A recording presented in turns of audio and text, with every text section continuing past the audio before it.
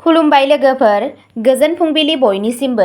नोंथांमोनखौ dear Brahma चेनेलाव आरो फिन खेबसेबाव बयखौबो बरायनाय बावहरग्रोनाय जाबाय।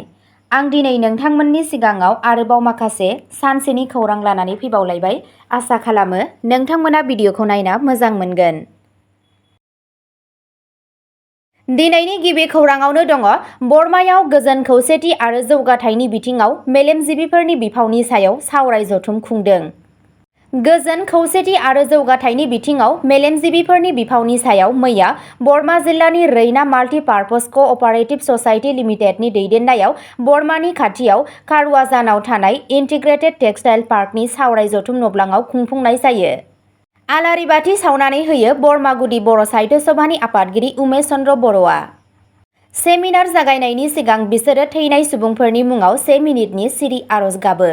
बे सेमिनारखौ बर्मा बिधान सभानि एमएलए भुपेन बर'आ रबिबारखालि बर्मा हिन्जावसा गोजौ फरायसालिनि गाहाय फोरोंगिरि रामसियारियाव बेखेवना होयो। सावराय जथुमाव आलासि महरै दुलाराय बर' फरायसा आफादनि बोसोनगिरि बि सोमखोर बसुमतारी, आसाम ट्राइबेल संघनि बारग' गाहाय नेहाथारि तानेश्वर बर' आरो बर्मा फरायसालिमानि बिबानगिरि गोरायुं ड रैरुब ब्रह्म आरो बर्मा गुदि बर' साहित्य सभानि बारग' आफादगिरि नन्दाराम बसुमतारीयाबो बाहागो लादोंमोन। सेमिनाराव बर्मा ओनसोलनि गोबां जौ फोरोंगिरिफोर, आबादारिफोर, फालांगियारिफोर, समाज सिबियारिफोर, फरायसाफोरा दंमोन होनना फोरमायनायखौ मिथिनो मोननाय जादों। नैथि खौराङाव दङ आंनि बोर बयजोंबो दं, हिमन्त बिश्व शर्मा। गिबि मन्थ्रि हिमन्त बिश्व शर्माया मैया सानसेनि हाबाफारिजों क'क्राझाराव सौफैयो। क'क्राझारनि ग्रीन फिल्डआव खुंजानाय भारतीय जनता पार्टीनि मावफुं आफादाव बाहागो लानानै गिबि मन्थ्रि शर्माया गोबां गोनां बिबुंथि होदोंमोन। मेलाव बेरेखा हान्जाखौ नोजोर होनानै गिबि मन्थ्रि शर्माया बुंदोंमोन दि कंग्रेसआ हान्जायारि दाङाबाजि सोमजिहोदोंमोन। आंनि बोर बयजोंबो दं। गिबि मन्थ्रिया गोख्रोङै बुंदोंमोन दि गासैबो लोगो हान्जाया बिटिआर बिसायख'थियाव थागोन आरो जोंनि गोरोबथाया माब्लाबाबो सोमोन्दो थानाय नङा।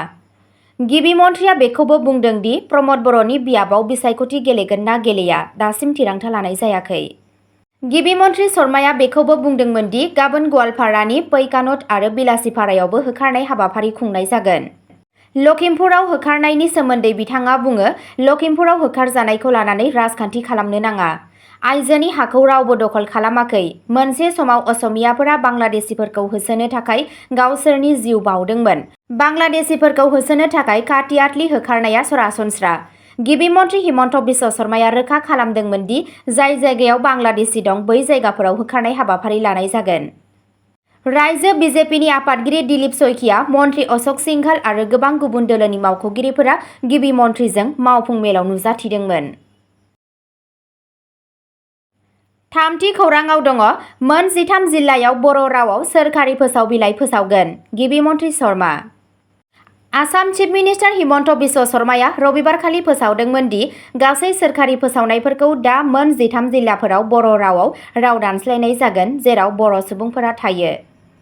बे आगाना दुलाराय बर' फरायसा आफाद एबसुनि गोबाव समनि दाबिखौ आबुं खालामो। बे फोसावनाया बिटिसिजों बड'लेण्ड हेपिनेस मिशननि सिङाव फोसावजानाय मोनसे मैखोम फोसावथाय Bodoland speaks from vision to action बेखेवनाय समाव फैदों।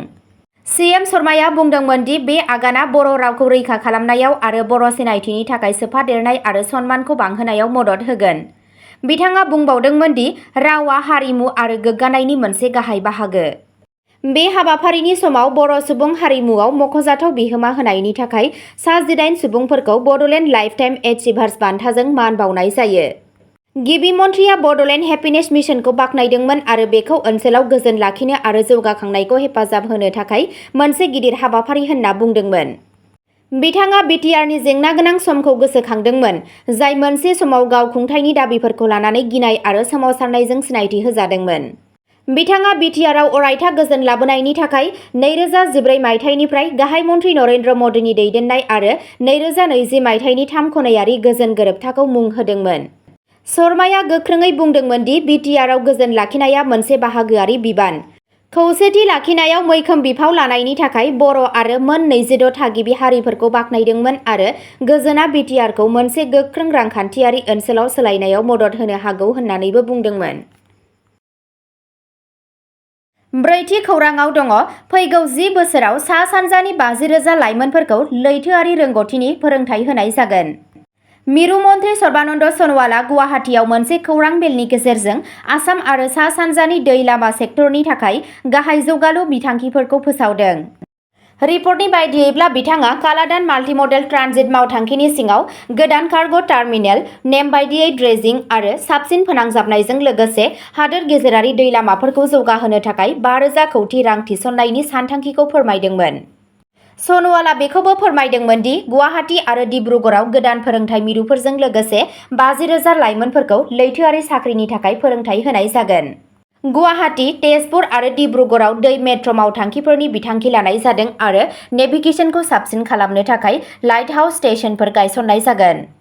बिथाङा भारत-बांलादेश लामाफोरनि गेजेरजों ओनसोलनि बांलांनाय फालांगियारि खाबुनि सायाव गोसो होदोंमोन आरो खोला-सानजा एसियाजों सा-सानजा भारतनि खौसेथिनि थाखाय बे हाबाफारिफोरखौ गोनांथार बुंदोंमोन। बाथि खौराङाव दङ गुवाहाटीआव ब्रह्मपुत्र दैमायाव बाज्रुमदों। पुलिस एसडिआरएफआ नागिरनायखौ जागायबाय। मिथिनो मोननाय बायदिब्ला पाथारकुबेरि नारेंगिनीनि श्याम दास मुंनि सासे सेंग्राया रबिबाराव पानिकैतीनि हाथिसिलायाव गणेश मन्दिरनि साखाथियाव ब्रह्मपुत्र दैयाव बाज्रुमदोंमोन। रिपर्टनि बायदियैब्ला दासआ साननि सिगाङाव थानसालियाव थांदोंमोन, नाथाय बिथांनि हरखाब हाबा मावनायनि जाहोनखौ मिथिनो मोननाय जायाखै। जायगानि बिबानगिरिफोरनो गोख्रैनो खौरां हरनाय जादोंमोन, जायनि जाहोनाव पानिकैती पुलिस आरो स्टेट डिजास्टार रेसपन्स फर्स (एसडीआरएफ)निफ्राय गोख्रै नागिरनाय जागायदों। लाइमोनखौ नागिरनो आरो आरोबाव गुवारै मिथिनो थाखाय नागिरनाय आरो रैखाथि हाबाफारिया आथिखालाव सोलिगासिनो दं। द'थि खौराङाव दङ गवालपारायाव पाइकान रिजार्भ फरेस्टआव 140 हेक्टेयर हाखौ होखारनायनि थाखाय थियारि खालामनाय जादों। पाइकान रिजार्भ फरेस्टनि सिङाव 140 हेक्टेयरनिबो बांसिन दखल खालामजानाय हाखौ बोखारनो थाखाय आसामनि गवालपारा जिल्लायाव 11 जुलाइनिफ्राय मोनसे गिदिर बिबांनि होखारनाय हाबाफारि जागायगोन। बिबानगिरिफोरा बे दखल खालामग्राफोरखौ गोसो जानानै खालि खालामनो थाखाय 10 जुलाइनि जोबथा सम सिमा होदों। होखारनाया कृष्णाई रेन्जनि सिङाव थानाय बिद्दापारा आरो बेतबारि ओनसोलफोरखौ नोजोर होयो, जेराव गोबां नखरफोरा मिथिनाय बायदिब्ला गोबां बोसोरनिफ्राय आयेन बेरेखायै थाबोदों। हाग्रा बिफान आरो पुलिसनि जथाय हान्जाफोरा सिगांनिफ्रायनो रायजोआरि फोसावनायनि गेजेरजों सांग्रांथि रादाब फोसावखाबाय। हाग्रा मावख'गिरिफोरा नारसिननानै बुङो दि होखारजानाय हाया मोनसे गोनांथार सोरबिथिं खान्थिनि बाहागो। हाग्रा आरो पुलिसनि मावथिफोरजों लोगोसे मोनसे गिदिर हानजाया गोजोनै होखारनाय खामानिखौ मावफुंगोन होनना फोरमायनायखौ मिथिनो मोननाय जादों। स्निथि खौराङाव दङ जुलिनि थांखिखौ नेवसिनायनि थाखाय बुथारदों। गुवाहाटीनि बामुनि मैदाम ओनसोलाव सासे आइजोखौ गावनि बिगुमैया जर-जुलुम जुलिनि थांखिखौ लानानै नांलायनायनि उनाव गाज्रि रोखोमै बुथारदोंमोन। बुथारजानाय सुबुंनि सिनायथिखौ गलेज बिबि होनना मिथिनाय जादों, जाय कमल कान मुंनि सासे सुबुंनि बिसिमोन। खौरां बायदियैब्ला थांनाय हरनि 10 रिंगासोआव शबामुद्दिन मण्डल मुंनि दायनिगिरिया बिथांजोखौ गोबौ हाथियारजों गाग्लोबदोंमोन आरो गोदोनायाव गाज्रियै बुदोंमोन। दायनिगिरिया मिस्ट्रि महरै खामानि मावो, अजद होनाय बायदिब्ला बे दायखौ मावदोंमोन। जाथायनि उनाव जायगानि पुलिसआ दायनिगिरिखौ खायो आरो जाथायनि सायाव नायबिजिरनायखौ जागायो। अब्ला दिनैनि खौराङा एसेनोसै, गोजोन्थों।